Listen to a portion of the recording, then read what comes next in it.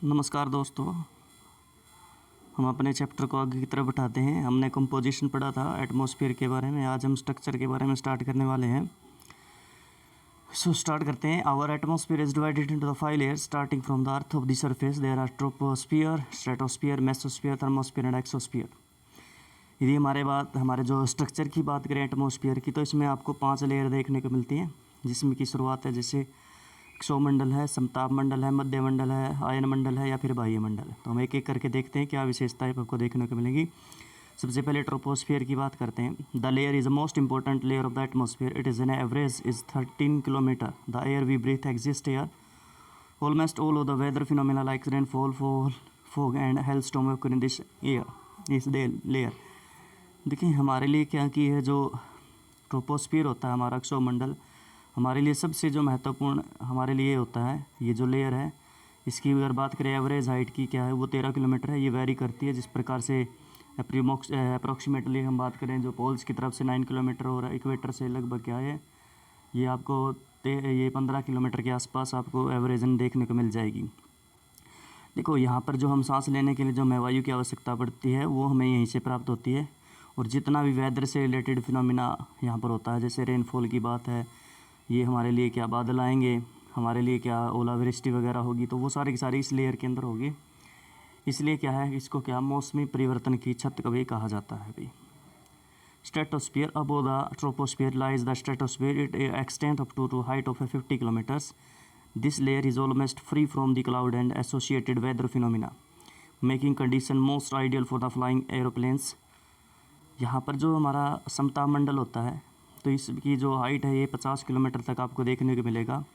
और यहाँ पर जो है कि क्लाउड से संबंधी या फिर आप ये कह दे और जितनी भी जो वेदर से रिलेटेड फिनोमिना है आपको यहाँ पर वो एग्जिस्ट होता हुआ नहीं देखने को मिलेगा। इसलिए क्या है कि भी जो एरोप्लेन होता है हमें वो उड़ाने के लिए क्या है, ये सबसे ज़्यादा सूटेबल हमारे लिए लेयर होती है अभी।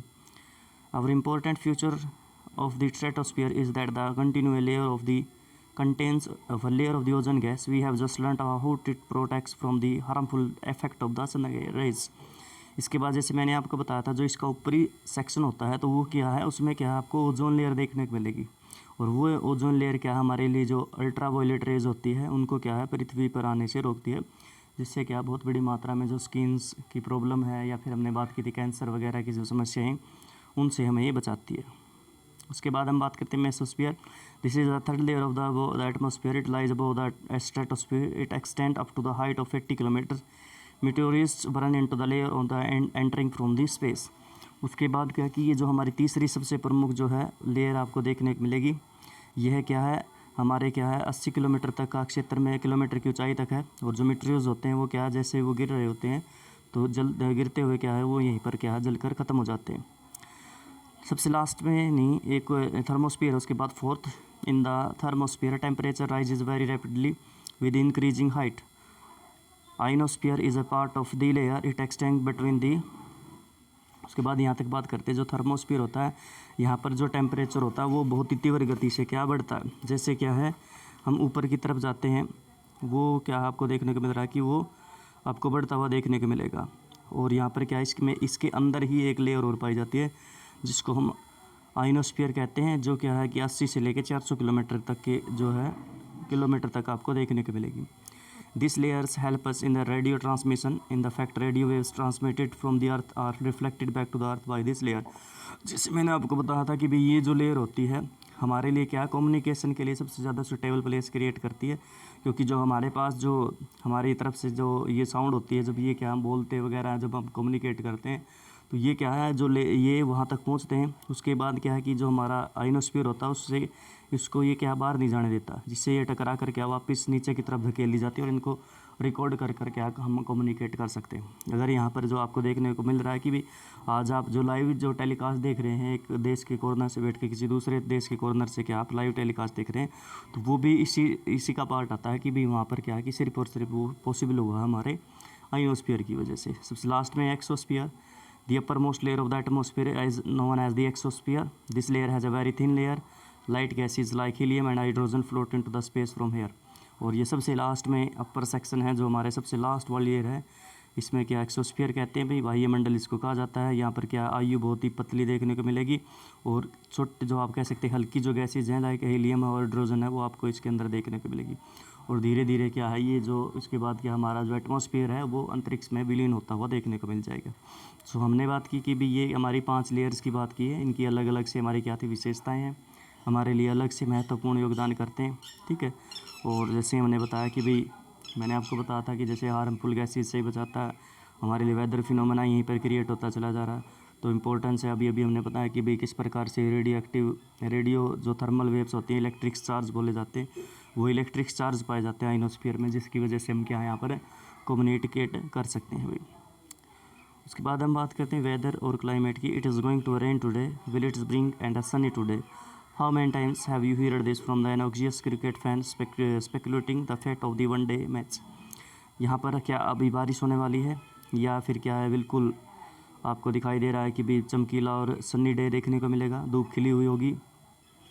यदि आप क्रिकेट देखते हैं और कोई एक दिवसीय मैच को देख रहे हैं तो आपने कई बार क्या है ये सुना होगा कि भी किस प्रकार की वेदर फिनोमेना बिल्कुल है। जब भी कोई क्रिकेट मैच स्टार्ट होता है तो उसकी वेदर फोरकास्ट की जाती है, ये आप लोगों ने ज़रूर देखा होगा।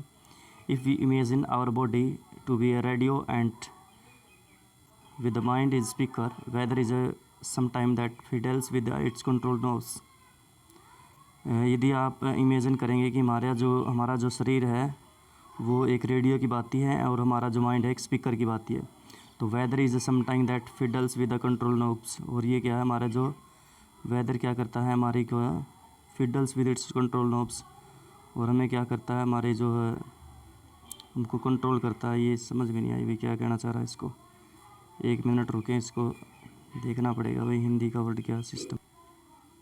देखिए ये कहना चाहता है कि भाई जो जिस प्रकार से हमारा क्या है, इसने जो बात की कि हमारा मस्तिष्क क्या है, हमारी बॉडी है रेडियो की तरह काम करती है और हमारा माइंड क्या स्पीकर की तरह काम करता है। तो वेदर क्या है, वेदर एक ऐसा जो पदार्थ मतलब ऐसी चीज़ है जो क्या करती है, जो इन सिस्टम को क्या है मतलब क्या छेड़खानी करती है इनके साथ।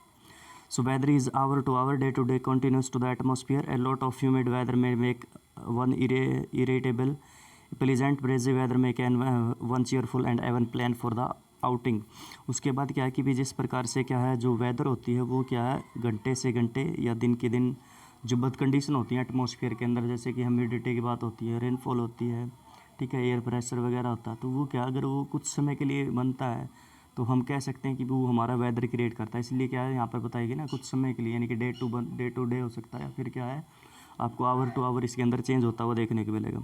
इसलिए क्या कैसे इसको हम वेदर की कैटेगरी के अंदर रखते हैं। यदि एक जो है गर्म दिन होगा ज़्यादा तो वो क्या कर सकता हो सकता है आपको क्या इरिटेट कर दे, यानी कि आप थोड़ा सा विचलित हो जाएं, आपको अच्छा ना लगे। लेकिन एक शानदार दिन प्लीजेंट जो ब्रिजी वेदर, यानी कि क्या हवा चल रही हो, साफ बिल्कुल आसमान हो, तो वो क्या कर सकता है आपको, आपके मन को क्या कर सकता है, खुश कर सकता है, और यहाँ तक कि क्या आपको बाहर निकलने के लिए भी वो क्या है प्रेरित कर भी सकता है। However, the average weather condition of a place for a longer period of the times represent the climate of a place। उसके बाद क्या कि जो वेदर होती है ये लंबे समय तक जब बनती है तो इसको क्या कहते हैं, क्लाइमेट के नाम से जाना जाता है। ये अप्रोक्सीमेटली कई बार क्या माना जाता है कि भी विभिन्न जो बुक्स होती हैं, जो रेफरेंस बुक होती हैं, उनमें अलग अलग माना जाता है। जैसे कुछ बुक्स में क्या 30 साल का समय भी होता है, कहीं पर 35 वर्ष का जो समय भी होता है। जैसे मैंने खुद 35 वर्ष का समय पढ़ा हुआ कि भाई 35 वर्ष तक लंबे समय तक वहाँ पर एक प्रकार का जो विशेष प्रकार का जो वेदर रहता है तो हम उसको क्या कहते हैं, क्लाइमेट घोषित कर दे सकते हैं भाई।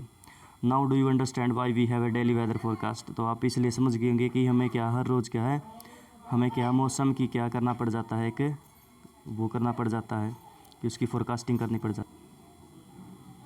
हम बात करते हैं टेम्परेचर के बारे में। Temperature, the temperature you feel every day, it is a temperature of the atmosphere, the degree of hotness and coldness of the air is known as the atmosphere। देखिए जो हमारा जो तापमान होता है, जो हमारे क्या है कि आप हर रोज़ इसके जो है अब इसको क्या महसूस करते हैं, तो आपने ध्यान रखना है कि जो किसी भी जो पदार्थ की हॉटनेस और कोल्डनेस क्या होती है, हम कह सकते हैं जो हम इसमें क्या इंक्लूड कर सकते हैं एयर को, कि भी एयर की जो कोल्डनेस है या फिर क्या है आप कह सकते हैं हॉटनेस है, यानी कि हॉट है या कोल्ड है, उसको क्या कहा जाता है, वहाँ का टेम्परेचर कहा जाता है। अभी बहुत इंपॉर्टेंट डेफिनेशन है, याद कर लेना।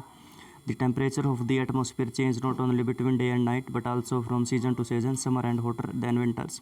तो आप सभी को पता है कि जो हमारा टेम्परेचर होता है वो क्या बदलता रहता है, ये केवल दिन और रात के समय में नहीं बदलता, बल्कि क्या जैसे हमारे सीज़न शुरू होते हैं उन सीजन्स में भी देखने को मिलता है। जैसे कि नॉर्मल बात है, जो समर होती है हमारी हॉट होती हैं और विंटर्स क्या है आपको ठंडी देखने को मिलेंगी।